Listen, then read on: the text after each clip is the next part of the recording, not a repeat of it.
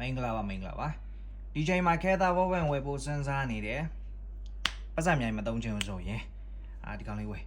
ဆိုတော့ဒီကောင်လေးကကျွန်တော်စာရေးလို့ရမယ်ကွာဒါမြင်ဘူးပြီးသားလည်းဖြစ်မှာပါဒါမသိသေးတဲ့သူတွေတော့ပေါ့မဒါ touch mark mechanical pencil လို့ခေါ်ပါတယ်ဒီကောင်စာရေးလို့ရမယ်ပြီးရင်ပုံဆွဲလို့လည်းရမယ်ပြီးတော့သုံးလို့ကောင်းတယ်ကွာတော်တော်သုံးလို့ကောင်းတယ်ဝေလဲပါတယ်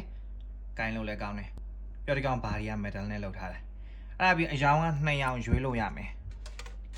အယောင်2ရောင်ဆိုတာကဒီမှာ silver နဲ့ black နဲ့ပေါ့နော်ဒီ2ရောင်ရွေးလို့ရမယ်ပြီးရင်ခဲဆန်ကလေးပါမယ်ခဲဆန်လေးဒါလေးပေါ့ခဲဆန်လေးဒါလေးကတော့ပုံမှန်3 quality ပေါ့နော် quality အကောင်းကြီးတော့မဟုတ်ဘူးကောင်းတာလို့ချင်းကောင်းတာလေးတီးတန့်ထပ်ဝယ်လို့ရတယ်ဥပမာဒါမျိုးလေးပေါ့အားလေးတီးတန့်ထပ်ဝယ်လို့ရတယ်ပြီးတော့ဒီခဲဆန်မဲလားဆိုတော့မဟုတ်ကြစာအုပ်ကလေးပါပါတယ်ဆိုတော့ဒီစာအုပ်ကလေးဒီကောင်လေးကပုံဆွဲစာအုပ် sketchbook ပေါ့နော်ဒီကောင်ဝယ်လိုက်တယ်ဆိုရင်တော့စာအုပ်ပါတော့ကွာပုံဆွဲစာအုပ်တီးတန့်ဝယ်နေစရာတော့မလိုဆိုတော့ဒီစာအုပ်လေးကလည်းမစိုးပြ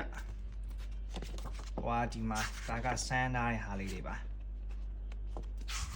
အခဲရင်းနဲ့ဆွဲထားပါနော်မမင်းလေးသုံးတဲ့ color pencil ရောင်စုံခဲတံလေးတွေ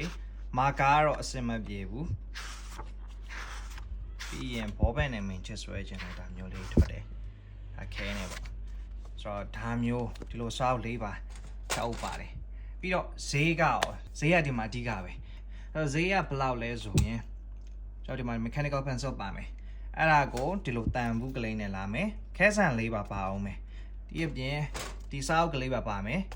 ဆိုတော့ဒါအားလုံးပေါင်းကို23,000တန်းနေရမယ်ဗျာ23,000ဆိုတော့အယောင်ကကိုလိုချင်တဲ့အယောင်လေးဒီ black and silver ထဲကြိုက်တဲ့အယောင်ရွေးလို့ရမယ်ခဲဆန်လေးပါအောင်မယ်